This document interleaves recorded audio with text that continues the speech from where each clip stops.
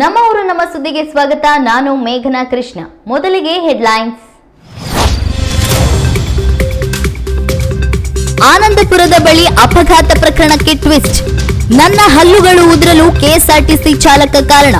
ಕಾನೂನು ಕ್ರಮಕ್ಕೆ ಒತ್ತಾಯಿಸಿ ಪೊಲೀಸ್ ಠಾಣೆಯಲ್ಲಿ ದೂರು ದಾಖಲು. ಮಲೆನಾಡಿನಲ್ಲಿ ಕೊಂಚ ಬಿಡುವು ಕೊಟ್ಟ ಮಳೆರಾಯ. ಜುಲೈ 30ರವರೆಗೂ ಹಲವು ಜಿಲ್ಲೆಗಳಿಗೆ ಯೆಲ್ಲೋ ಅಲರ್ಟ್. ತಗ್ಗಿದ ತುಂಗೆ ಆರ್ಭಟ. ನಿಟ್ಟುಸಿರು ಬಿಟ್ಟ ಜನರು. ಪಹಲ್ಗಾಮ್ ದಾಳಿಯಾದ 3 ತಿಂಗಳ ಬಳಿಕ 3 ಮಟಾಶ್. ಮಾಸ್ಟರ್ ಮೈಂಡ್ ಕಥೆಯನ್ನು ಮುಗಿಸಿದ ಇಂಡಿಯನ್ ಆರ್ಮಿ. ಸಂಸತ್ನಲ್ಲಿ ಆಪರೇಷನ್ ಸಿಂಧೂರ್ ಚರ್ಚೆ.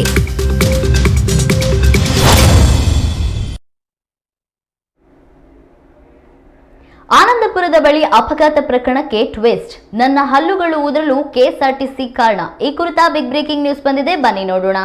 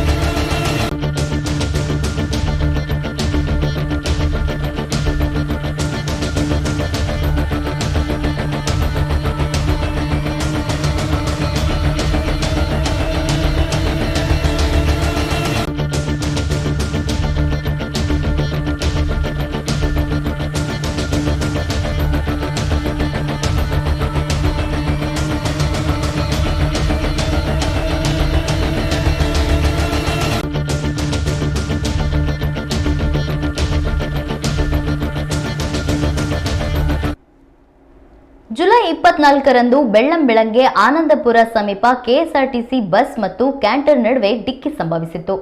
ಸದ್ಯ ಈ ಅಪಘಾತ ಪ್ರಕರಣಕ್ಕೆ ಟ್ವಿಸ್ಟ್ ಸಿಕ್ಕಿದ್ದು, ಓರ್ವ ಕಾಲೇಜು ವಿದ್ಯಾರ್ಥಿ ಕೆಎಸ್ಆರ್ಟಿಸಿ ಚಾಲಕನ ವಿರುದ್ಧ ದೂರು ದಾಖಲಿಸಿದ್ದಾರೆ. ಸಾಗರದಿಂದ ಶಿವಮೊಗ್ಗಕ್ಕೆ ಹೊರಟಿದ್ದ ಬಸ್ ಮತ್ತು ಶಿವಮೊಗ್ಗ ಕಡೆಯಿಂದ ಹೊರಟಿದ್ದ ಕ್ಯಾಂಟರ್ ನಡುವೆ ಡಿಕ್ಕಿ ಸಂಭವಿಸಿತ್ತು.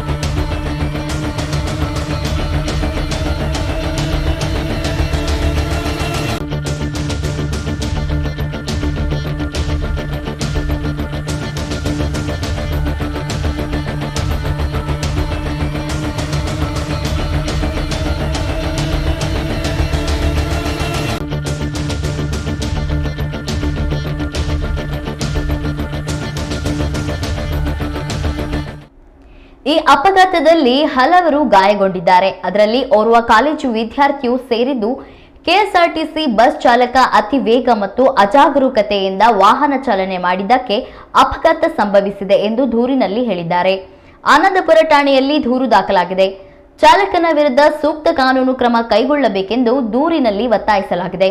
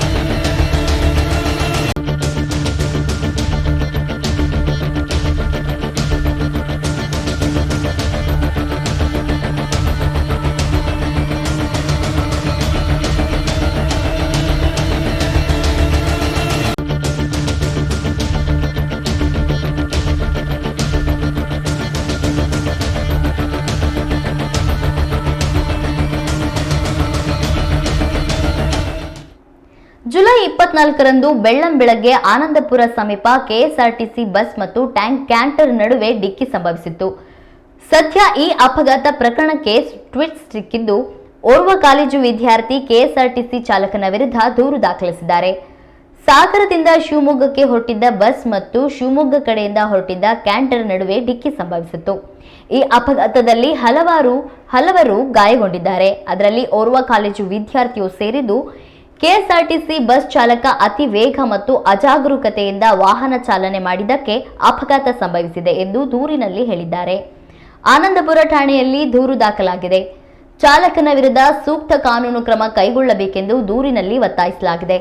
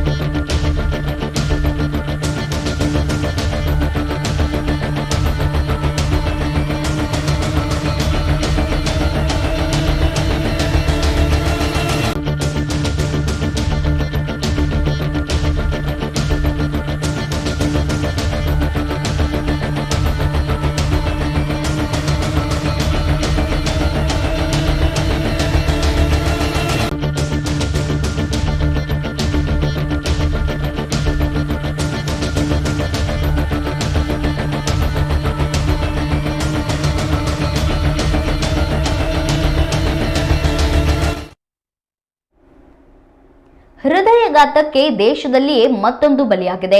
ಆತ ಬ್ಯಾಡ್ಮಿಂಟನ್ ಆಡಿಕೊಂಡು ಇದ್ದ. ಸ್ನೇಹಿತರು ಜೊತೆಯಲ್ಲೇ ಇದ್ರು. ಈ ವೇಳೆ ಏಕಾಏಕಿ ಕುಸಿದು ಬಿದ್ದು ಸ್ಥಳದಲ್ಲಿಯೇ ಮೃತಪಟ್ಟಿದ್ದಾರೆ. 25 ವರ್ಷದ ರಾಕೇಶ್ ಮೃತ ದುರ್ದೈವಿ. ದೇಶದಲ್ಲಿ ಹೃದಯಘಾತದ ಸಂಖ್ಯೆ ಹೆಚ್ಚಳವಾಗ್ತಿದ್ದು, ಚಿಗುರು ಮೀಸೆಯ ಯುವಕರು ಸಹ ಸಾವಿನ ಮನೆ ಸೇರ್ತಾ ಇರೋದು ಆತಂಕಕ್ಕೆ ಕಾರಣವಾಗಿದೆ.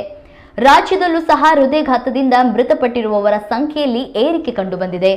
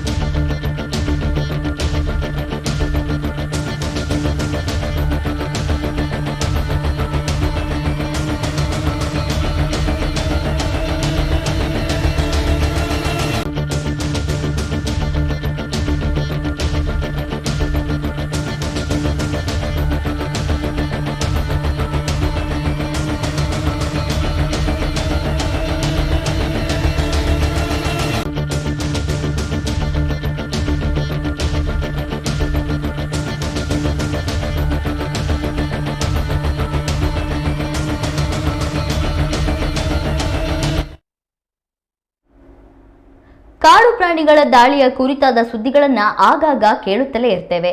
ಕೆಲವೊಮ್ಮೆ ಜನವಸತಿ ಪ್ರದೇಶಗಳು, ರಸ್ತೆ ದಾಟುವ ವೇಳೆಯಲ್ಲಿ ಕ್ಯಾಮೆರಾದ ಕಣ್ಣಿಗೆ ಈ ಕ್ರೂರ ಪ್ರಾಣಿಗಳು ಸೆರೆ ಸಿಗುತ್ತವೆ.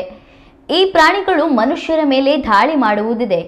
ಆದರೆ ಇದೀಗ ವೇಗವಾಗಿ ಸಾಗುತ್ತಿದ್ದ ಬೈಕ್ ಸವಾರನ ಮೇಲೆ ಚಿರತೆಯೊಂದು ಜಿಗಿದಿದೆ. ಹೌದು, ಈ ಘಟನೆಯು ತಿರುಪತಿಯ ಅಲಿಪಿರಿಯ ಮೃಗಾಲಯ ಪಾರ್ಕ್ ರಸ್ತೆಯಲ್ಲಿ ನಡೆದಿದೆ ಎನ್ನಲಾಗಿದೆ.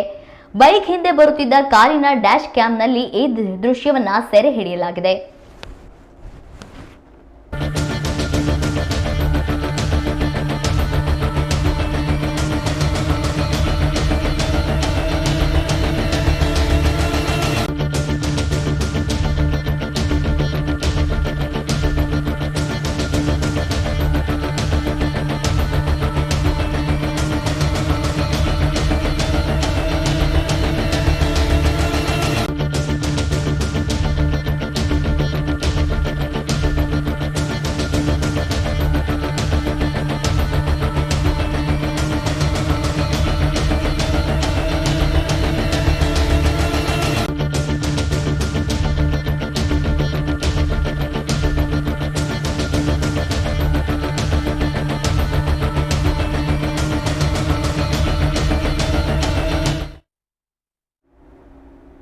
ಮಲೆನಾಡ ಹೆಬ್ಬಾಗಿಲು ಶಿವಮೊಗ್ಗದಲ್ಲಿ ತಮ್ಮನೇ ಅಣ್ಣನ ಕತೆ ಮುಗಿಸಿದ್ದಾನೆ.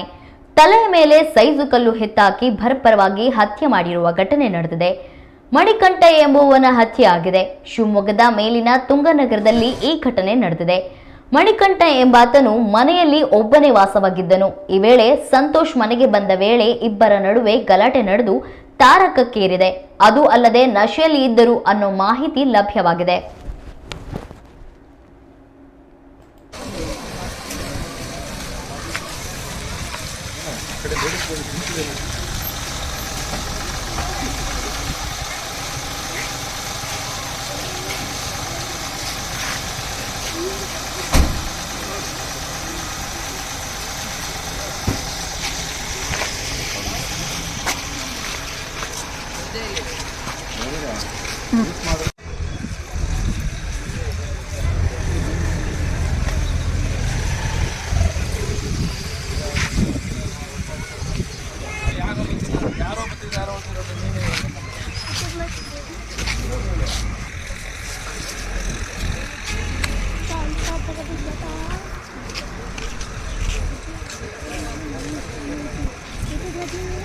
ನನಗೆ ಬಿಡ್ರಿ ಮೊಬೈಲ್ ಆಮೇಲೆ ತಗೊಳ್ಳಪ್ಪ.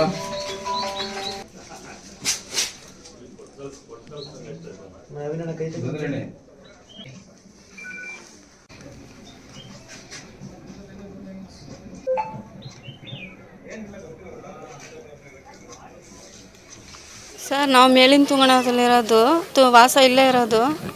ಅವ್ನು ನಮ್ಮ ತಮ್ಮ ಇದ್ದಾನೆ ಇಲ್ಲೇ ಪಕ್ಕದ ಮನೆ ಇದೇ ಬೀದಿಯಲ್ಲೇ ಇರೋದು. ನಾವು 3ನೇ ಮನೆ ನಮ್ಮ ತಮ್ಮ ಇರೋದು ಅಲ್ಲಿ ನಮ್ಮ ತಾಯಿ ಮನೆಗೆ.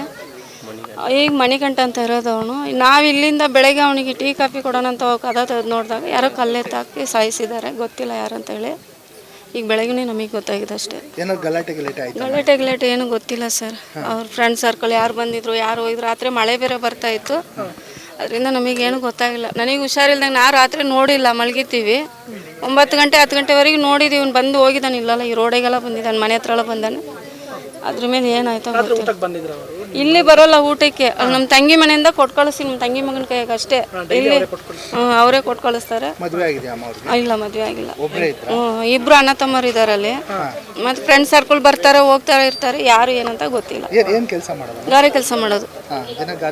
ದಿನ ಗಾರೆ ಕೆಲಸ. ಅಲ್ಲಿ ಸರ್ಕಲ್ ಇಂದ ಹೋಗ್ತಾನೆ, ಅಲ್ಲಿಂದ ಯಾರ್ಯಾರು ಕರ್ಕೊಂಡು ಹೋಗ್ತಾರೆ, ಮತ್ತೆ ಮನೆಗೆ ವಾಪಸ್ ಬರ್ತಾನೆ ಅಷ್ಟೇ.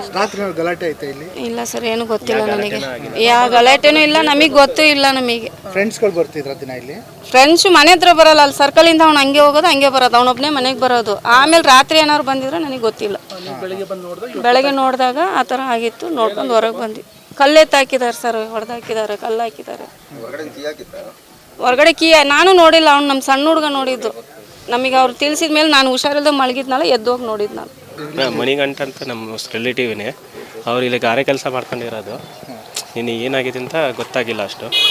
ಮಳೆ ಬಂದಿದ್ದಕ್ಕೆ ನಮ್ಮ ರಿಲೇಟಿವ್ ಎಲ್ಲ ಒಳಗೆ ಇರ್ತಾರೆ. ಊಟ ಮಾಡಿದ ಮೇಲೆ ಅವರು ಅಲ್ಲಿ ಹೋಗಿ ಮಕ್ಕಳ ಮೇಲೆ 12 ಗಂಟೆಗೆ ಮೇಲೆ ಏನಾಗಿದೆ ಅಂತ ಗೊತ್ತಾಗ್ತಿಲ್ಲ. ನಮ್ಮ ಮಗನೆಲ್ಲ ಅಲ್ಲಿ ಹೊರಗಡೆ ಇದ್ದು. ಆಮೇಲೆ ಏನಾಗಿದೆ ಅಂತ ಗೊತ್ತಾಗಲ್ಲ. ಯಾರು ಬಂದು ಹೋದ್ರು, ಫ್ರೆಂಡ್ಸ್ ಎಲ್ಲ ಬಂದು ಹೋಗ್ತಾ ಇದ್ರು. ಏನದು ಯಾರಂತ ಪರಿಚಯನೂ ಇಲ್ಲ. ಹೊಸ ಫ್ರೆಂಡ್ಸ್ ಎಲ್ಲ ಬರ್ತಾರೆ. ಅದು ಗೊತ್ತಾಗಿಲ್ಲ. ನಾವು ಬೆಳಗ್ಗೆ ನೋಡಿದ ಮೇಲೆ ಗೊತ್ತಾಗಿದೆ ಕಲ್ಲೆತ್ತಾಕಿದ್ದಾರೆ ಅಂತ. ಬೆಳಗ್ಗೆ ನಮ್ಮ ಚಿಕ್ಕ ಮಗ ಹೋಗಿ ನೋಡಿ ಬಂದಿದ ಮೇಲೆ ಗೊತ್ತಾಗಿದೆ. ಅವ್ನು ಕೂಗಾಡಿದ ಮೇಲೆ ನಮ್ಗೆ ಫೋನ್ ಮಾಡಿದರು.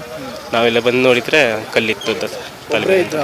ಅವರು ಇರೋದೇ ಒಬ್ಬರೇ ಅಣ್ಣ ತಮ್ಮ ಇದ್ದರು. ಅಣ್ಣ ಹೀಗಾಗಿದೆ ಅಂತ ತಮ್ಮ ಗೊತ್ತಾಗಿಲ್ಲ ಎಲ್ಲೇ ಹೋಗಿದೆ ಅಂತ. ಇನ್ನೂ ಬಂದಿಲ್ಲ.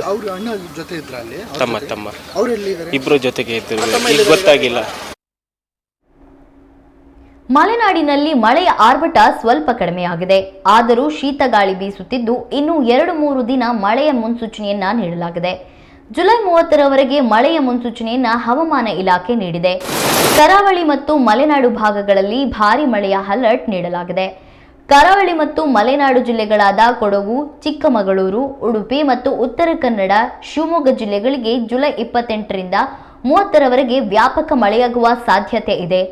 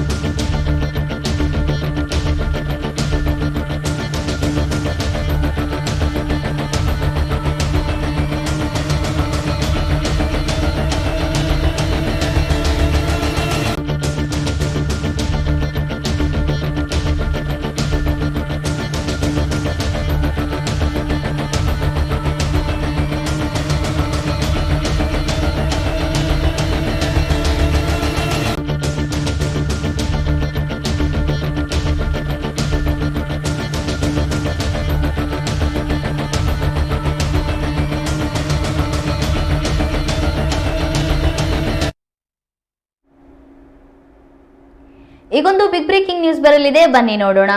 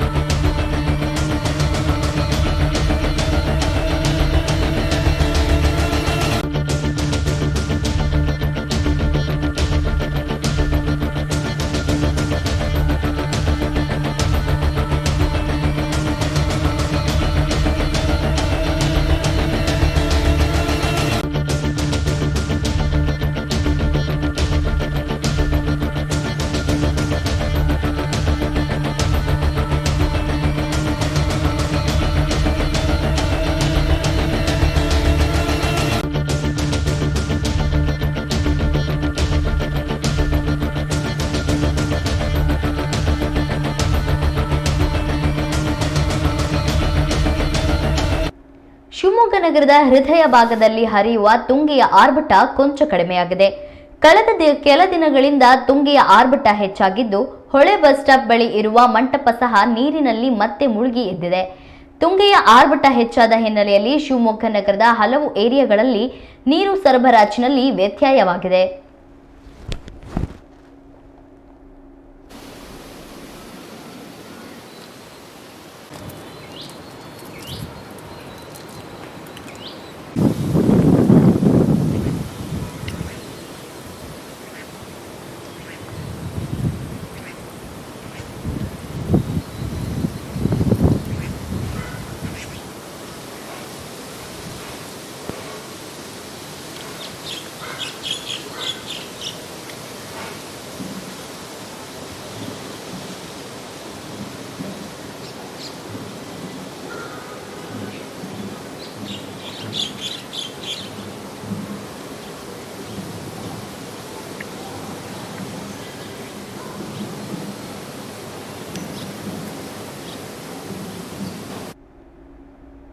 ನೀರು ಲಿಫ್ಟ್ ಮಾಡುವ ಪಂಪ್ಗಳು ಮುಳುಗಿ ಹೋಗಿದ್ರಿಂದ ಶನಿವಾರದಿಂದಲೂ ಶಿವಮೊಗ್ಗ ನಗರಕ್ಕೆ ಕುಡಿಯುವ ನೀರು ಪೂರೈಕೆಯಲ್ಲಿ ವ್ಯತ್ಯಯವಾಗಿದೆ. ಕೆಲ ಏರಿಯಾಗಳಲ್ಲಿ ಜನರು ಮಳೆಗಾಲದಲ್ಲೂ ಪರದಾಡುವ ಪರಿಸ್ಥಿತಿ ಇದೆ. ನೀರು ಈಗ ಬರುತ್ತೆ ಆಗ ಬರುತ್ತೆ ಅಂತ ಏರಿಯಾದ ಜನರು ಕಾದು ಕುಳಿತುಕೊಳ್ಳುವ ಪರಿಸ್ಥಿತಿ ಇದೆ. ಅಧಿಕಾರಿಗಳ ವಿರುದ್ಧ ಶಿವಮೊಗ್ಗದ ಜನರು ಹಿಡಿ ಶಾಪ ಹಾಕುವಂತೆ ಆಗಿರೋದು ಸುಳ್ಳಲ್ಲ.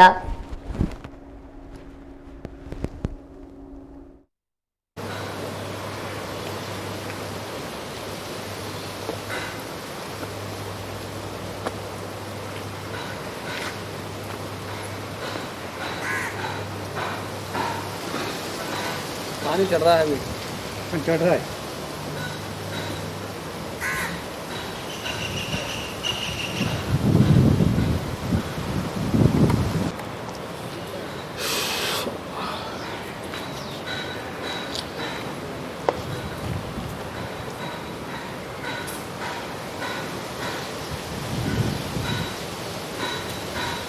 पिलर से कितना दूर तक लग सकता है?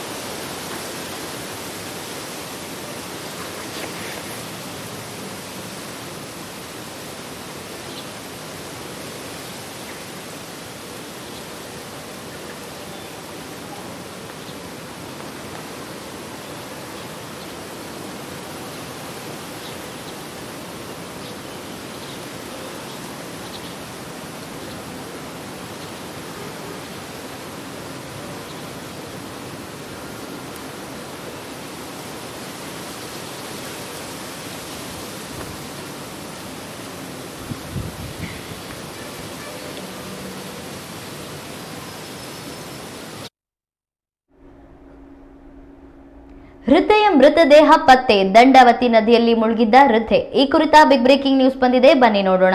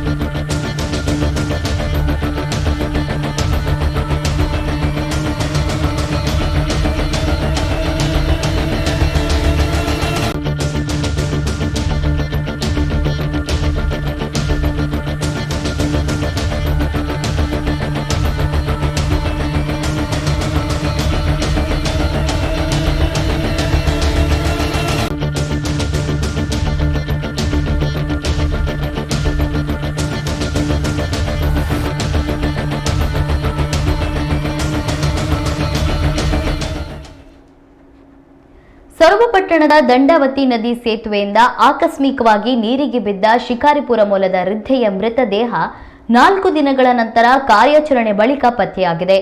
ಶಿಕಾರಿಪುರ ತಾಲೂಕಿನ ಇಡುಕಿನ ಹೊಸಕುಪ್ಪ ಗ್ರಾಮದ ಕರಿಯಮ್ಮ ಎಂಬುವರು ಜುಲೈ 25ರ ಶುಕ್ರವಾರ ಹಳೆ ಸೊರಬದ ಮಗಳ ಮನೆಯಿಂದ ಪಟ್ಟಣಕ್ಕೆ ಆಗಮಿಸುವಾಗ ದಂಡಾವತಿ ನದಿ ಸೇತುವೆ ಮೇಲಿನಿಂದ ಆಕಸ್ಮಿಕವಾಗಿ ಕಾಲು ಜಾರಿ ನದಿಗೆ ಬಿದ್ದಿದ್ರು. ಸೊರಬ ಠಾಣಾ ಅಧಿಕಾರಿಗಳು ಉಡುಪಿ ಮೂಲದ ದಕ್ಷ ಮುಳುಗು ತಜ್ಞ ಈಶ್ವರ್ ಮಲ್ಪೆ ಅವರಿಗೆ ಮಾಹಿತಿ ನೀಡಿದ್ರು.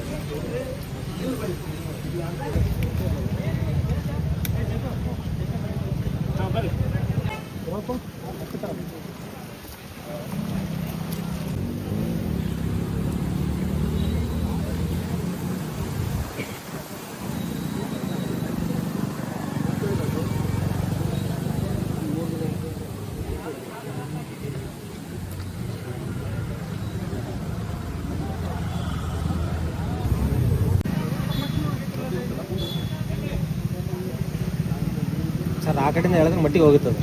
ಹೌದು ಮೊದಲಾಗ ದಾರಿ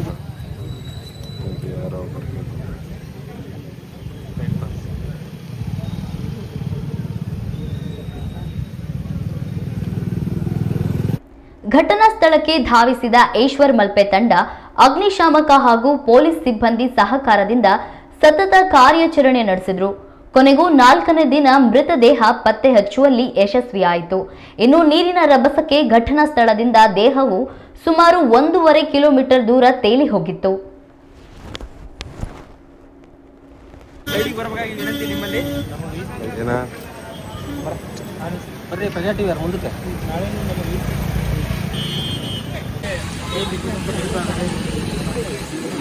ಸೊರಬ ತಾಲೂಕಿನಲ್ಲಿ ಒಂದು ಕೆರೆಯಮ್ಮ ಎಂಬ 65 ವರ್ಷದ ಲೇಡಿಯವರು ಆಕಸ್ಮಿಕವಾಗಿ ಕಾಲ್ಜಾರಿ ಕೆರೆ ಹತ್ರ ಬಿದ್ದು ಇವತ್ತಿಗೆ 4 ದಿನ ಆಯಿತು. ನಮ್ಮ ಸೊರಬ ತಾಲೂಕಿನ ಅಗ್ನಿಶಾಮಕ ದಳದ ಅಧಿಕಾರಿ ಸಿಬ್ಬಂದಿ ವರ್ಗದವರು ಎಲ್ಲರೂ ಸಹ ಹುಡುಕಾಡ್ತಿದ್ರು. ಯಾಕೆಂದರೆ ತುಂಬ ಮಳೆ ಜಾಸ್ತಿಯಾಗಿ ನೀರು ತುಂಬ ಕೆಂಪಾಗಿ ಆ ದೇಹ ಎಲ್ಲಿರೋದಕ್ಕೂ ತುಂಬ ಕಷ್ಟ ಆಯಿತು. ಹಾಗೆ ಕೊನೆಗೆ ನೀರಿನ ಒತ್ತಡ, ಕರೆಂಟ್ ಎಲ್ಲ ತುಂಬ ಹೌದು ಕಾರ್ಯಾಚರಣೆ ಮಾಡಿ ತುಂಬ ಅಡಚಣೆ ಆಯಿತು. ಅದರಿಂದ 4ನೇ ದಿನಕ್ಕೆ ನಾವು ಬಂದಿದ್ದೇವೆ. ನಮ್ಮ ಜೊತೆಗೆ ಇವತ್ತು ಅವರು ನಮಗೆ ಸಾಥ್ ಕೊಟ್ಟಿದ್ದಾರೆ.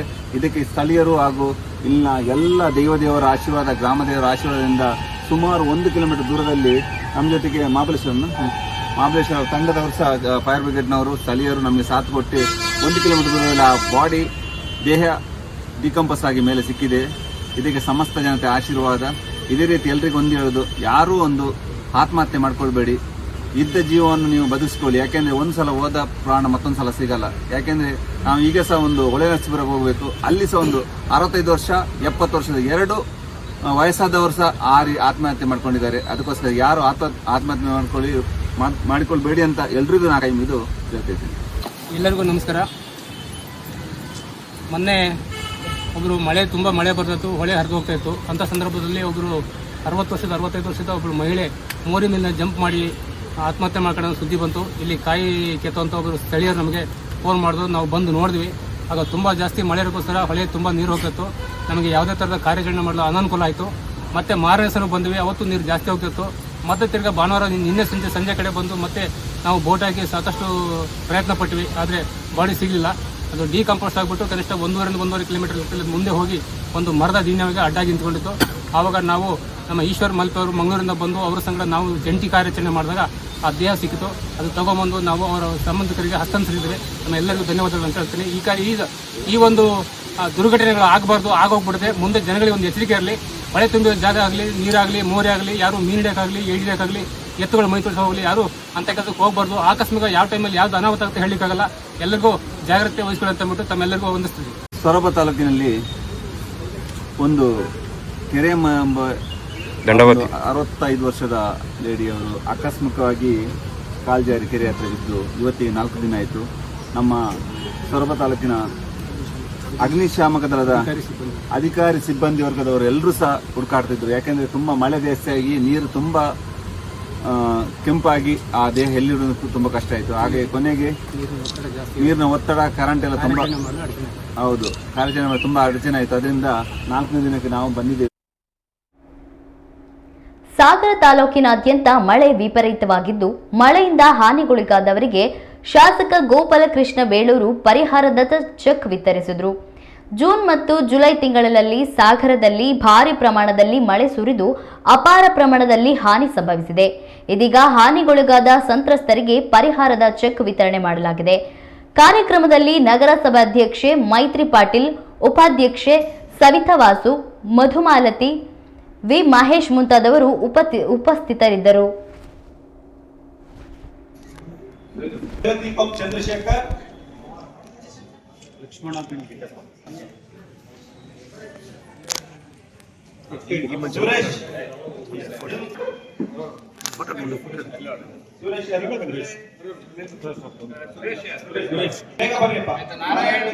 ಗಣಪತಿ ಕೆಬಿ,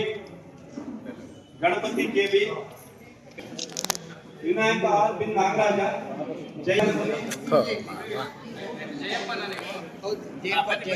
ಕೆ, ಮನೀಶ್ ಚೆನ್ನಮ್ಮಯ್ಯರು, ಪ್ರಭಾವತಿ ಯಾರು, ವರ್ಷಂ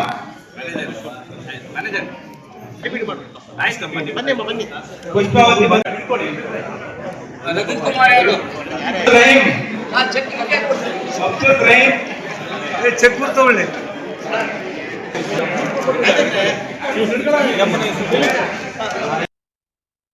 ಒಂದು ಅಧಿಕಾರಿಗಳ ಮೀಟಿಂಗ್ ಅಲ್ಲಿ ಒಂದು ಸ್ವಲ್ಪ ಚರ್ಚೆ ಆಗಿದ್ದರಿಂದ ಒಂದು ಅರ್ಧ ಗಂಟೆ ಲೇಟ್ ಆಗಿದೆ. ಇವತ್ತಿನ ಈ ಒಂದು ಮಳೆ ಹಾನಿಯಲ್ಲಿ ಹಾನಿಯಾದಂಥ ಮನೆಗಳಿಗೆ ಚೆಕ್ ಕೊಡುವಂಥ ಕಾರ್ಯಕ್ರಮದ ಅಧ್ಯಕ್ಷತೆ ವಹಿಸಿರುವಂಥ ಬಂದಿದ್ದು ನೋಡಿದ್ರೆ ಯಾವಾಗಲೂ ಜೂನ್ 10ಕ್ಕೆ ಮಳೆ ಬರ್ತಿತ್ತು. ಆದರೆ ಈ ಸರಿ ಮೇ 8ಕ್ಕೆ ಶುರುವಾಗಿದೆ ಮಳೆ. ಅಲ್ಲಿಂದ ಇಲ್ಲಿವರೆಗೂ ಸಹ ಮಳೆ ನಿಂತಿಲ್ಲ. ಬಹಳ ಮೊನ್ನೆ ಒಂದು ವಾರದಿಂದ ಗಾಳಿ ಸಮೇತವಾಗಿ ಮಳೆ ಬಿದ್ದುದರಿಂದ ಇನ್ನೂ ಮನೆಗಳು ತುಂಬಾ ಹಾನಿಯಾಗಿದೆ. ಆದ್ರೂ ಸಹ ಇವತ್ತು ಕೆಲವು ಮನೆಗಳಿಗೆಲ್ಲ ನಾನು ಹಿಂದಿನ ಸಾರಿ ಬಂದಾಗ ಭೇಟಿ ಕೊಟ್ಟಿದ್ದೀವಿ. ನಾವು ಅಧ್ಯಕ್ಷರೆಲ್ಲ ಬಂದು ಭೇಟಿ ಕೊಟ್ಟಿದ್ದೀವಿ. ಇವತ್ತು ನಮ್ಮ ನಗರಸಭೆಯಲ್ಲೂ ಸಹ ಆದಷ್ಟು ತಕ್ಷಣ ಅವರಿಗೆ ಒಂದು ಸ್ವಲ್ಪ ಹಣವನ್ನು ಕೊಡಬೇಕು ಅಂತ ಹೇಳಿ ಏನಾದ್ರು ಹಾನಿಯಾದವರಿಗೂ ಸಹ ಕೊಟ್ಟಿದ್ದೀವಿ. ಮಲೆನಾಡಿನ ಜನರಿಗೆ ಜೀವನಾಡಿ ಆಗಿರುವ ತುಂಗ ಜಲಾಶಯಕ್ಕೆ ಒಳಹರಿವಿನ ಪ್ರಮಾಣ 72,063 ಕ್ಯೂಸೆಕ್ ಹಾಗೂ ಹೊರಹರಿವಿನ ಪ್ರಮಾಣ 76,195 ಕ್ಯೂಸೆಕ್ ಆಗಿದೆ. ಸದ್ಯ ಅಪಾಯ ಮಟ್ಟದಲ್ಲಿ ತುಂಗೆ ಹರಿಯುತ್ತಿದ್ದು ಕೆಲ ಕಡೆ ಹೊಲಗಳಿಗೆ ತೋಟಗಳಿಗೆ ನೀರು ನುಗ್ಗಿ ಅಪಾರ ಹಾನಿ ಸಂಭವಿಸಿದೆ. ಕಳೆದ ವರ್ಷ ಇದೇ ಸಮಯದಲ್ಲಿ ಜಲಾಶಯಕ್ಕೆ ಒಳಹರಿವಿನ ಪ್ರಮಾಣ 70,518 ಕ್ಯೂಸೆಕ್ ಹಾಗೂ ಹೊರಹರಿವಿನ ಪ್ರಮಾಣ 72,438 ಕ್ಯೂಸೆಕ್ ಆಗಿತ್ತು.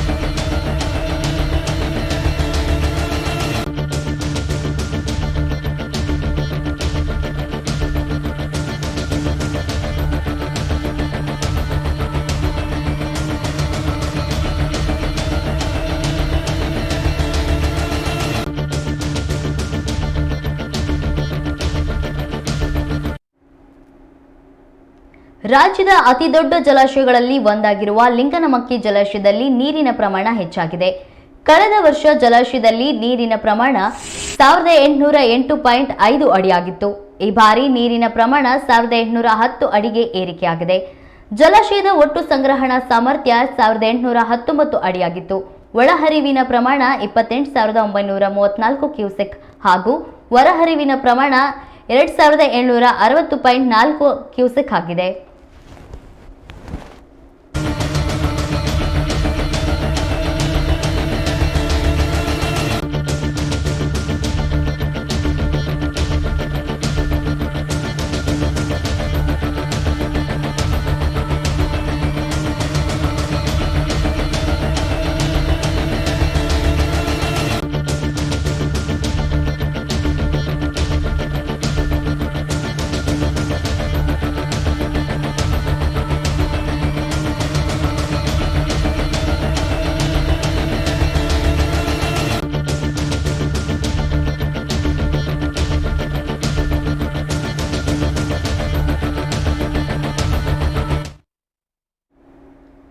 ಮೂರು ತಿಂಗಳ ಬಳಿಕ ಮೂವರು ಮಟಾಶ್ ಮಾಸ್ಟರ್ ಮೈಂಡ್ ಕಥೆಯನ್ನ ಮುಗಿಸಿದ ಇಂಡಿಯನ್ ಆರ್ಮಿ. ಈ ಕುರಿತ ಸುದ್ದಿ ನೋಡೋಣ ಪುಟ್ಟ ವಿರಾಮದ ನಂತರ.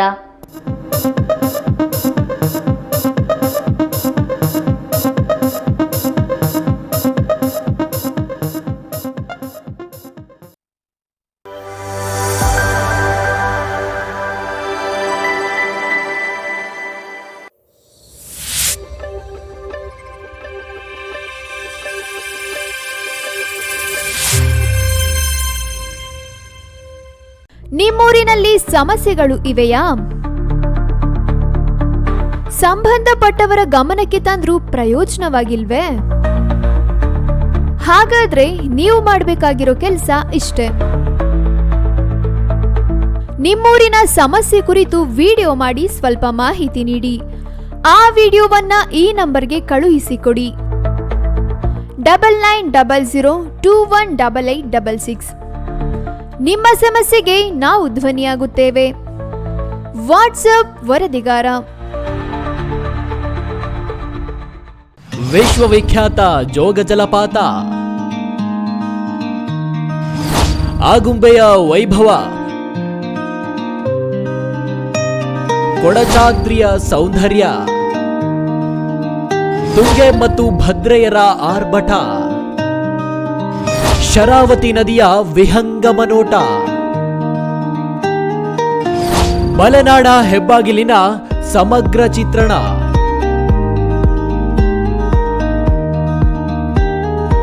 ಈ ಸೂರಿನ ಹೋರಾಟದ ಕಿಚ್ಚು. ಸಮಾಜವಾದಿ ನೆಲಗಟ್ಟು, ರಾಜಕೀಯ ಶಕ್ತಿ ಕೇಂದ್ರ. ಮಲೆನಾಡಿನ ಸಮಗ್ರ ಸುದ್ದಿಗಳಿಗಾಗಿ ಕನ್ನಡ ಮೀಡಿಯಂ 24x7 ವೀಕ್ಷಿಸಿ.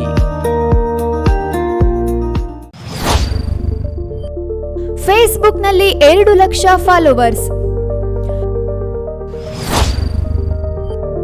ಯೂಟ್ಯೂಬ್ನಲ್ಲಿ 1,90,000 ಸಬ್ಸ್ಕ್ರೈಬರ್ಸ್, ರಾಜ್ಯಾದ್ಯಂತ ಕೋಟಿ ವೀಕ್ಷಕರು. ಕೋಟಿ ವೀಕ್ಷಕರಿಗೆ ಧನ್ಯವಾದಗಳು. ನಿಮ್ಮ ಕನ್ನಡ ಮೀಡಿಯಂ 24x7.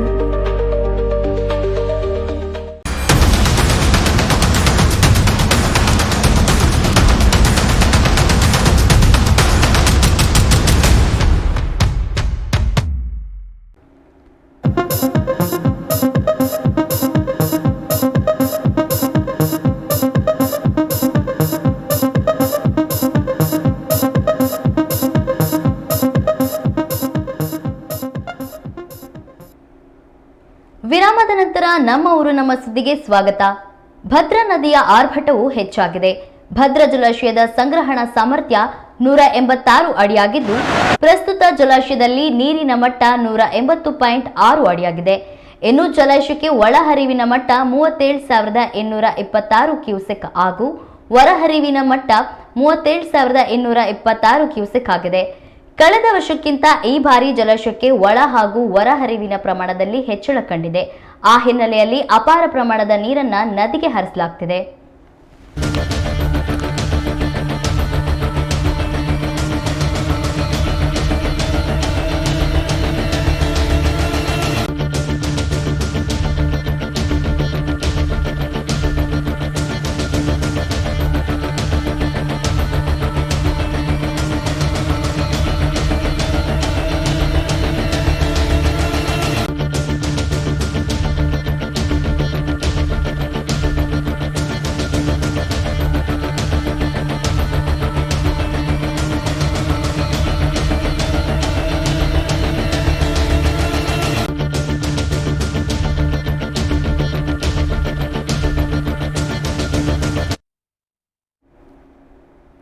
ಪಹಲ್ಗಾಮ್ ನರಮೇಧ ನಡೆದು 3 ತಿಂಗಳು ನಡೆದಿದೆ. ಇದೀಗ ಇಂಡಿಯನ್ ಆರ್ಮಿ ಪ್ರವಾಸಿಗರ ಹತ್ಯೆಗೈದಿದ್ದ ಉಗ್ರನನ್ನು ಹೊಡೆದುರುಳಿಸಿದೆ.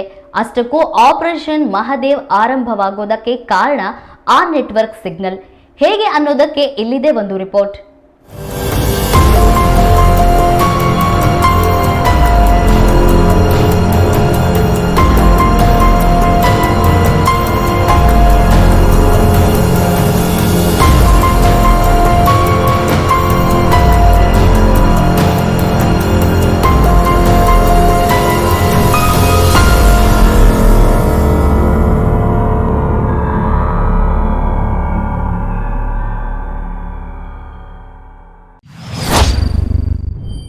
ಮೂರು ತಿಂಗಳ ನಂತರ ಬಿತ್ತು 3 ಹೆಣ.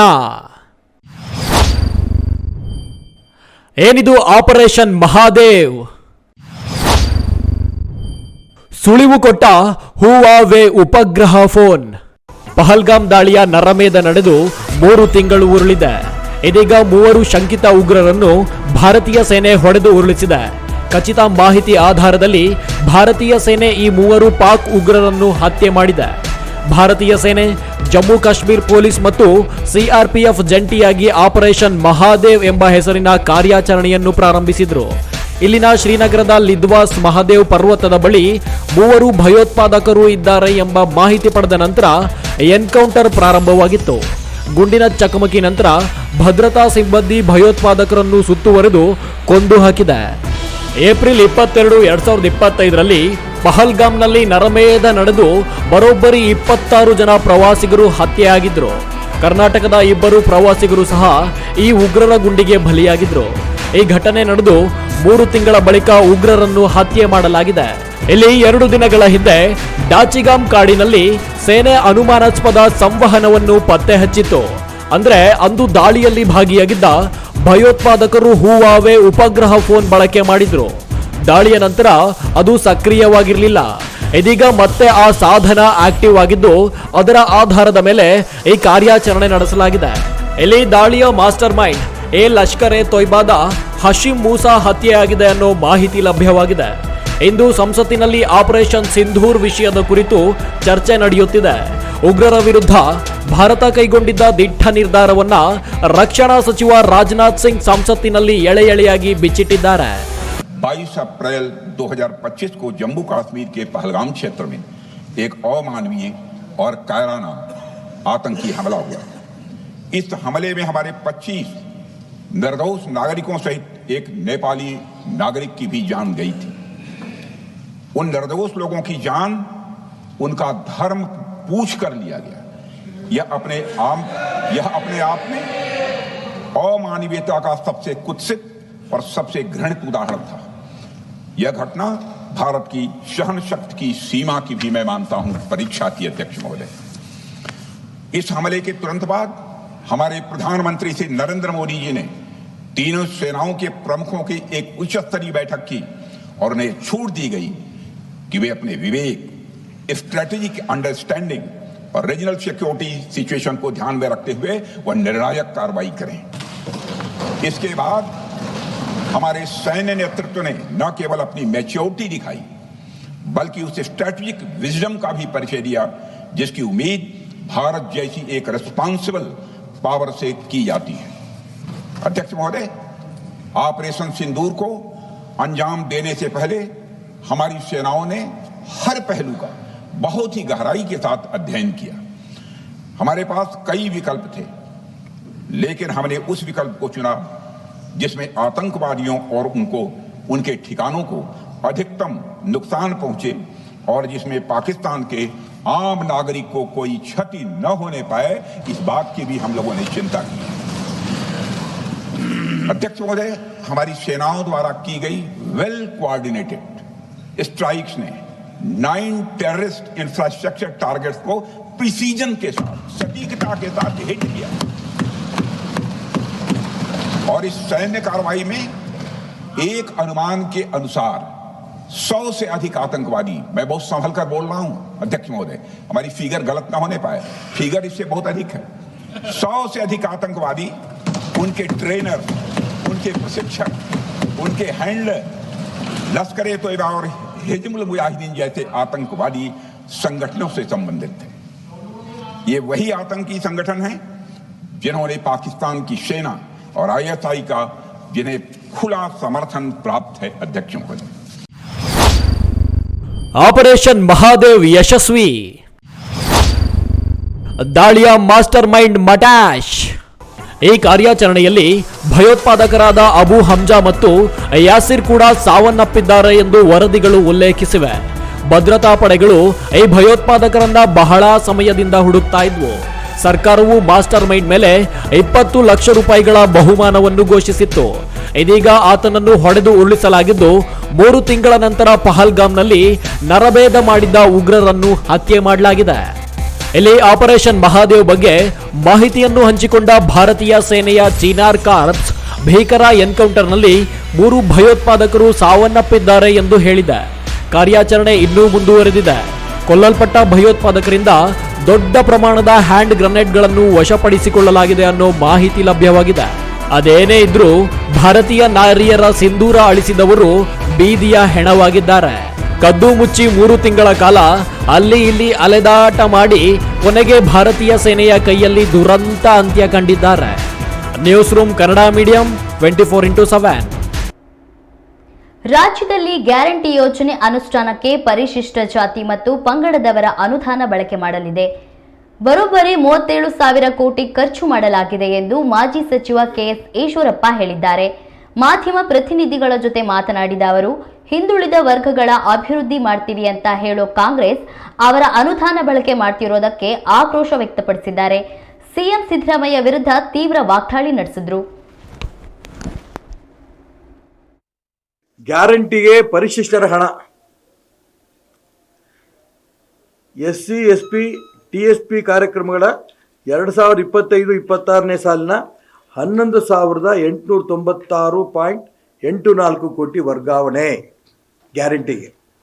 ಯಾರ್ದು ದಲಿತರದು ಪರಿಶಿಷ್ಟ ಜಾತಿ ಪರಿಶಿಷ್ಟ ವರ್ಗದವ್ರದ್ದು ಹಣವನ್ನು ಗ್ಯಾರಂಟಿಗೆ ಬಳಸೋಂಥ ಒಂದು ವ್ಯವಸ್ಥೆ ಈಗಾಗಲೇ ಶುರು ಮಾಡ್ತಾ ಇದ್ದಾರೆ. ಹಿಂದಿನ ವರ್ಷಗಳಲ್ಲೂ ಹೀಗೆ ಮಾಡಿದ್ದಾರೆ. ಅಂದರೆ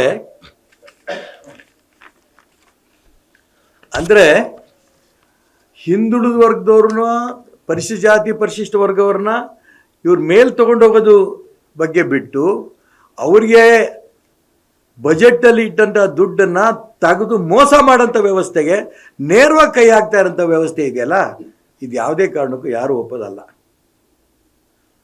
2025-26 11,897 ಕೋಟಿ, 23-24 11,114 ಕೋಟಿ. ದಯವಿಟ್ಟು ನೋಟ್ ಮಾಡ್ಕೊಳ್ಳಿ, ನಾನು ಸ್ವಲ್ಪ ನಿಧಾನ ಹೇಳ್ತೀನಿ. 24-25 14,282 ಕೋಟಿ. ಅಂದರೆ ಈ 3 ವರ್ಷದಲ್ಲಿ ಒಟ್ಟು 37,000 ಕೋಟಿ ಪರಿಶಿಷ್ಟ ಜಾತಿ ಪರಿಶಿಷ್ಟ ವರ್ಗದ ಹಣ ಇವರು ಗ್ಯಾರಂಟಿಗೆ ಬಳಸಿರೋದು. ಪ್ರತಿನಿತ್ಯ ಹೇಳ್ತಿದ್ದಾರೆ ನಾವು ಗ್ಯಾರಂಟಿಗೆ ಯಾವುದೇ ಹಣ ತೊಂದರೆ ಇಲ್ಲ, ನಮ್ಮ ಖಜಾನೆ ಭರ್ತಿ ಇದೆ.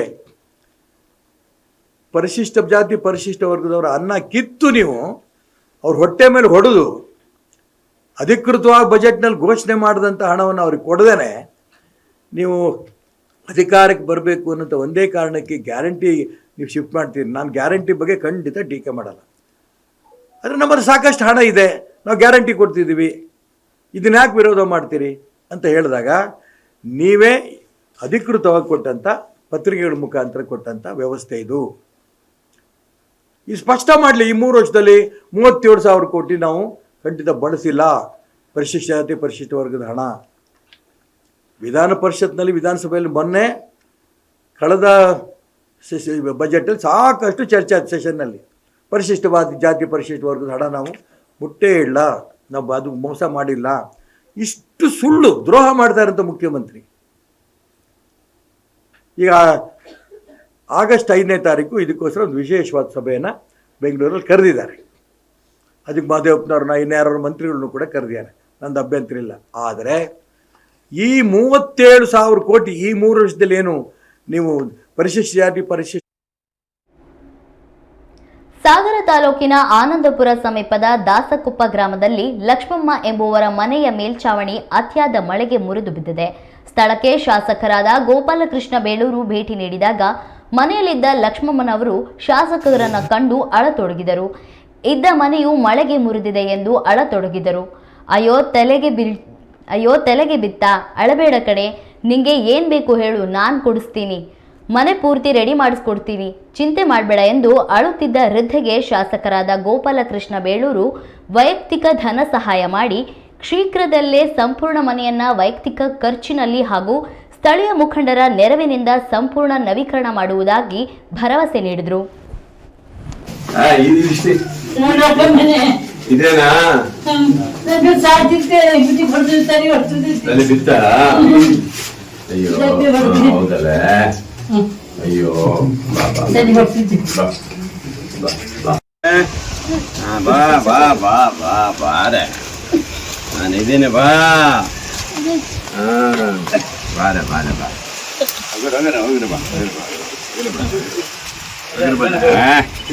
ನಾನಿದ್ದೇನೆ.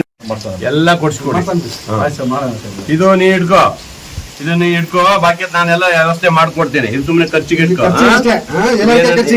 ಅಷ್ಟೇ ಹಾಕ. ನೀನು ಆಸ್ಪತ್ರೆಗೆ ಹೋದರೆ ಇದು ಇಟ್ಕ, ಆಯ್ತಾ?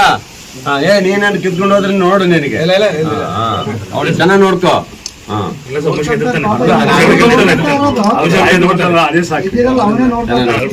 ಅಳ್ಬಾರ್ದು. ಅಯ್ಯೋ ಅಯ್ಯೋ ಇಲ್ಲವ್ವ, ಅಳ್ಬೇಡ ಮಾರೈತೆ, ನೋಡಕ್ಕಾಗದಲ್ಲ. ನೀನೇನು ಹೆದರ್ಬೇಡ, ನಾನು ಎಲ್ಲ ಮಾಡ್ಕೊಡ್ತೀನಿ. ಹೇಳಿದ್ದೀನಲ್ಲ, ನಿಂಗೆ ಏನ್ ಬೇಕೆಲ್ಲ ಹೇಳಿದ್ದೀನಿ, ಅಷ್ಟು ಮಾಡ್ಕೊಡ್ಬೇಕು, ಗೊತ್ತಾಯ್ತಾ? ನಾನು ಮಾಡ್ಕೊಡ್ತೀವಿ ನಾನು, ಸರಿನಾ? ನಾನೆಲ್ಲ ದುಡ್ಡು ಕೊಟ್ಟೋಗಿರ್ತ ಅವ್ರ ಕೈಯಲ್ಲಿ, ಅವರು ಕೊಡ್ತಾರೆ, ಹಾಕಿ ಮಾಡ್ಕೊಡ್ತಾರೆ, ಸರಿನಾ? ಇದೊಂದು ಒಂದ್ ನಿಮಿಷ ಇರು. ಇದನ್ನ ಓರ್ತಾ ಇದೆಯಲ್ಲ, ಇದನ್ನ ಹೈಟ್ ಮಾಡಿಸ್ತೀನಿ, ಗೊತ್ತಾಯ್ತಾ? ಇದೇನ್ ಮಾಡ್ತೀನಿ, ಹೈಟ್ ಮಾಡಿ ಎತ್ತರ ಮಾಡಿಸ್ಬಿಟ್ಟು ಅದ್ ನೀರ್ ಸೋರ್ನಲ್ದಾಗ ಮಾಡಿ ನಿಂಗೆ ಪಾತ್ರೆ ಪಗಡೆ ಎಲ್ಲ ಇದಾವೆಲ್ಲ ಇದಾವೆ. ನಾನು ಸ್ವಲ್ಪ ಕೊಡಿಸ್ತೀನಿ, ನಾ ಕೊಡಿಸ್ತೀನಿ, ಅಳ್ಬೇಡ ಆಯ್ತು, ನಾನು ಕೊಡಿಸ್ತೀನಿ. ಅವಳು ಏನೇ ಇರ್ಲಿ ಸ್ವಚ್ಛ ಬೆಡ್ಶೀಟು ಬೆಡ್ಶೀಟು. 52 ಲಕ್ಷ ರೈತರಿಗೆ ಬಿಜೆಪಿ ಸರ್ಕಾರ ನೀಡುತ್ತಿದ್ದ 4,000 ರೂಪಾಯಿ ಕಿಸಾನ್ ಸಮ್ಮಾನ್ ನಿಧಿಯನ್ನು ನಿಲ್ಲಿಸಿದೆ. ರೈತರ ಕೃಷಿ ಪಂಪ್ಸೆಟ್ಗೆ ಟ್ರಾನ್ಸ್ಫಾರ್ಮರ್ ಅಳವಡಿಸಲು ಬಿಜೆಪಿ ಸರ್ಕಾರದಲ್ಲಿ 25,000 ರು ನಿಗದಿಪಡಿಸಿತ್ತು. ಆದರೆ ಇಂದಿನ ಭ್ರಷ್ಟ ಕಾಂಗ್ರೆಸ್ ಸರ್ಕಾರದಲ್ಲಿ ಒಂದು ಪಂಪ್ಸೆಟ್ಗೆ ಟ್ರಾನ್ಸ್ಫಾರ್ಮ್ ಅಳವಡಿಸಲು 3 ಲಕ್ಷ ರು ನೀಡಬೇಕಾಗಿದೆ ಎಂದು ಎಂಎಲ್ಸಿ ಡಿಎಸ್ ಅರುಣ್ ಗುಡುಗಿದ್ದಾರೆ. ಶಿವಮೊಗ್ಗದಲ್ಲಿ ಮಾಧ್ಯಮ ಪ್ರತಿನಿಧಿಗಳ ಜೊತೆ ಮಾತನಾಡಿದ ಅವರು, ಕರ್ನಾಟಕದಲ್ಲಿ ಬಿತ್ತನೆ ಬೀಜದ ಮೇಲಿನ ಬೆಲೆಯನ್ನು ಪ್ರತಿ ಕ್ವಿಂಟಲ್ಗೆ 20% ಏರಿಕೆಯಾಗಿದೆ. ಬರ ಪರಿಹಾರಕ್ಕೆ ಕೇಂದ್ರ ಸರ್ಕಾರ ನೀಡಿದ 3,454 ಕೋಟಿ ರು ಅನುದಾನದಲ್ಲಿ ನಯಾ ಪೈಸೆಯನ್ನ ರಾಜ್ಯದ ರೈತರಿಗೆ ತಲುಪಿಸದೆ ಲೂಟಿ ಹೊಡೆದಿದ್ದಾರೆ. ಕರ್ನಾಟಕ ರಾಜ್ಯಕ್ಕೆ ಯೂರಿಯಾ ರಸಗೊಬ್ಬರ 6.30 ಲಕ್ಷ ಮೆಟ್ರಿಕ್ ಟನ್ ಅವಶ್ಯಕತೆ ಇದ್ದು, ಕೇಂದ್ರ ಸರ್ಕಾರ 8.73 ಲಕ್ಷ ಮೆಟ್ರಿಕ್ ಟನ್ ರಸಗೊಬ್ಬರವನ್ನು ಅವಶ್ಯಕತೆಗಿಂತ ಹೆಚ್ಚಿಗೆ ಕರ್ನಾಟಕಕ್ಕೆ ನೀಡಿರುತ್ತದೆ. ಉಳಿದ 2.43 ಲಕ್ಷ ಮೆಟ್ರಿಕ್ ಟನ್ ರಸಗೊಬ್ಬರವನ್ನು ರಾಜ್ಯದ ರೈತರಿಗೆ ನೀಡದೆ ಕಳಸಂತೆಯಲ್ಲಿ ಕಾಂಗ್ರೆಸ್ ಸರ್ಕಾರ ಮಾರಾಟ ಮಾಡ್ತಿದೆಯೇ ಎಂದು ಪ್ರಶ್ನೆ ಮಾಡಿದರು. ರಾಜ್ಯ ಸರ್ಕಾರ ದಲಿತ ವಿರೋಧಿ, ಜನ ವಿರೋಧಿ, ಅಭಿವೃದ್ಧಿ ವಿರೋಧಿ, ಹಿಂದೂ ವಿರೋಧಿ ಹಾಗೂ ರೈತ ವಿರೋಧಿ, ಇದರೊಳಗೆ ಎತ್ತಿದ ಕೈ ಅಂತ ಅನ್ನೋ ರೀತಿಯಲ್ಲಿ ಇವತ್ತು ಕಾಂಗ್ರೆಸ್ ಸರ್ಕಾರದ ನಡವಳಿಕೆ. ಇವತ್ತು ರಾಜ್ಯದಲ್ಲಿ ಮುಂಗಾರು ಚೆನ್ನಾಗಾಯ್ತು, ಈಗ ಬರ್ತಾ ಇರುವಂತಹ ಮಳೆನೂ ಚೆನ್ನಾಗಾಗ್ತಾ ಇದೆ ಎಲ್ಲ ಕಡೆ. ಆದರೆ ರಾಜ್ಯ ಸರ್ಕಾರ ತಯಾರಿನೇ ಆಗಿಲ್ಲ ಅಂದರೆ ರೈತ ವಿರೋಧಿ ಅಂದರೆ ಇನ್ನೇನು ಹೇಳಕ್ ಸಾಧ್ಯ ಅಂತ. ವಿದ್ಯಾನಿಧಿನ ನಿಲ್ಸಿದ್ರು, ಸರಿ, ದುಡ್ಡಿಲ್ಲ. ಕಿಸಾನ್ ಸಮ್ಮಾನ್ ಯೋಜನೆಯನ್ನ ನಿಲ್ಸಿದ್ರು, ಸರಿ, ದುಡ್ಡಿಲ್ಲ. ಕೇಂದ್ರ ಸರ್ಕಾರದಿಂದ ಬರುವಂತ ಗೊಬ್ಬರನ ಸರಿಯಾಗಿ ನೀವು ರೈತರಿಗೆ ಕೊಡ್ಲಿಲ್ಲ ಅಂದ್ರೆ ನಾವು ರೈತ ವಿರೋಧಿ ನಿಮ್ ಸರ್ಕಾರ ಮಾಡ್ತಿರೋದು ಏನು ಅಂತ ನಮಗೆ ಕೇಳಕ್ ಹಕ್ಕಿಲ್ವಾ? ಹಾಗಾಗಿ ಇವತ್ತು ಬಂದಿರುವಂತ 8,73,000 ಒಟ್ಟು ಗೊಬ್ಬರ ಟನ್ ಗಟ್ಟಲೆ ಬಂದಿರುವಂತದನ್ನ ನಿಮಗೆ ಪ್ಲಾನ್ ಮಾಡಕ್ಕೆ ಬರಲಿಲ್ಲ ಅಂದ್ರೆ ಮಾನ್ಯ ಮುಖ್ಯಮಂತ್ರಿಗಳೇ ಮತ್ತು ಕೃಷಿ ಸಚಿವ ಚಲುವರಾಯಸ್ವಾಮಿ ಅವರು ಏನ್ ಮಾಡ್ತಿದ್ದೀರಾ ಅಂತ. ಒಂದ್ ಕಡೆ ಮುಖ್ಯಮಂತ್ರಿಗಳು ಈ ರಾಜ್ಯದ ಮುಖ್ಯಮಂತ್ರಿಯ ಸ್ಥಾನವನ್ನು ಉಳಿಸ್ಲಿಕ್ಕೆ ಅವರು ಏನಿರಬೇಕು ಅದ್ರ ತಯಾರಿ. ಚಲುವರಾಯಸ್ವಾಮಿ ಅವರು ತನ್ನ ಸಚಿವ ಸ್ಥಾನ ಉಳಿಸ್ಕೋಬೇಕು, ಮತ್ತೆ ಬರೋ ದಿನದಲ್ಲಿ ಇದಕ್ಕಿಂತ ಬೆಟರ್ ಸಚಿವ ಸ್ಥಾನ ಬೇಕು ಅನ್ನುವಂಥದ್ರೊಳಗೆ ಅದರೊಳಗಡೆ ತಯಾರಿ. ಇಲ್ಲಿ ರೈತರು ಮಾತ್ರ ಇವತ್ತು ನಿದ್ದೆ ಬಿಟ್ಟು ಇವತ್ತು ಗೊಬ್ಬರ ಇಲ್ಲದೆ ಆ ತರ ಸ್ಥಿತಿಲಿ ಇವತ್ತು ರಾಜ್ಯದಲ್ಲಿ ನಡೀತಾ ಇರುವಂತದ್ದು. ಜೊತೆಗೆ ಯೂರಿಯಾ ಗೊಬ್ಬರ ಇವತ್ತು ಕೇಂದ್ರ ಸರ್ಕಾರ ಇಷ್ಟು ಪ್ಲಾನ್ ಮಾಡಿ ಬೇಕಾಗಿರುವಂತ ಅನುದಾನವನ್ನ ಕೊಡುತ್ತೆ. ಹವಾಮಾನ ಹೆಂಗಿದೆ ಅನ್ನುವಂಥದ್ದನ್ನ ಈ ರಾಜ್ಯ ಸರ್ಕಾರದ ಅಧಿಕಾರಿಗಳಿಗೆ ಗೊತ್ತು. ರಾಜ್ಯ ಸರ್ಕಾರದ ಮಂತ್ರಿಗಳು ಅವ್ರ ಜೊತೆ ಕೂರಲೇ ಇಲ್ಲ. ನಮಗೆ ಯಾವ ಟೈಮ್ನಲ್ಲಿ ಯಾವ ಭಾಗದಲ್ಲಿ ನಮಗೆ ಯೂರಿಯಾ ಗೊಬ್ಬರ ಬೇಕು ಅಂತ ಗೊತ್ತೇ ಆಗಲಿಲ್ಲ ಇವರಿಗೆ. ನಮ್ದು ಒಂದೇ ರೀತಿಯಾದಂತಹ ಹವಾಮಾನ ಏನಿರೋದಿಲ್ಲ. ಭಾರತದಲ್ಲಿ ಉತ್ತರ ಭಾರತದಿಂದ ದಕ್ಷಿಣ ಭಾರತ ತನಕ ವಿವಿಧ ಹಂತಗಳಲ್ಲಿ ಮಳೆ ಆಗುವಂತಹ ಜಾಗಗಳು. ಯಾವ ಟೈಮಲ್ಲಿ ಎಲ್ಲೆಲ್ಲಿಗೆ ಸರಬರಾಜು ಮಾಡಬೇಕು ಅದರದ್ದು ಡಿಮ್ಯಾಂಡ್ ಅನ್ನು ಏನ್ ಕಳಿಸ್ಬೇಕು ಅಂತ ಕಳಿಸ್ಲಿಲ್ಲ. ನಮಗೆ ರಾಜ್ಯಕ್ಕೆ ಬೇಕಾಗಿರುವಂತದ್ದು 6 ಲಕ್ಷ ಟನ್ ಗೊಬ್ಬರ. ಆ 6.73 8.04 ನಮಗೆ ಅಲಾಟ್ ಆಗಿದೆ ಕೇಂದ್ರ ಸರ್ಕಾರದಿಂದ. ನನಗೆ ಡಿಮ್ಯಾಂಡ್ ಯಾವಾಗ ಆಗ್ಬೇಕು ಅನ್ನುವಂಥದ್ದನ್ನು ಇಷ್ಟೊಂದು ಕಾಮನ್ ಸೆನ್ಸ್ ಇಲ್ದಿರುವಂತಹ ಈ ಸರ್ಕಾರ ಇನ್ನು ನಾವು ಏನ್ ಬೈಬೇಕು ಅನ್ನೋಂಥದ್ದನ್ನೇ ನಮಗೆ ಗೊತ್ತಾಗ್ತಾ ಇಲ್ಲ. ಅವರವರ ಕುರ್ಚಿಗಳನ್ನ ಉಳಿಸ್ಕೊಳಕ್ ಬಿಟ್ರೆ ಮಾತ್ರ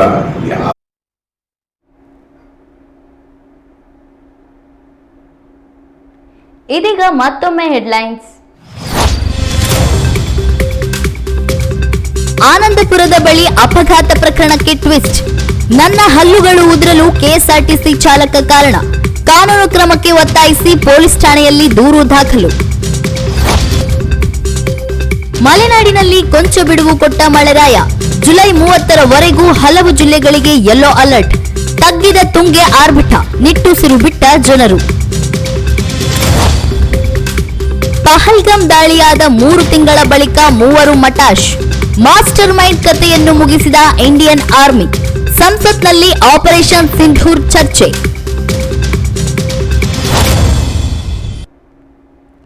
ಇದಾಗಿತ್ತು ಈ ಹೊತ್ತಿನ ಸುದ್ದಿ. ಇನ್ನಷ್ಟು ಮಾಹಿತಿಗಾಗಿ ನೋಡ್ತಾ ಇರಿ ಕನ್ನಡ ಮೀಡಿಯಂ 24x7.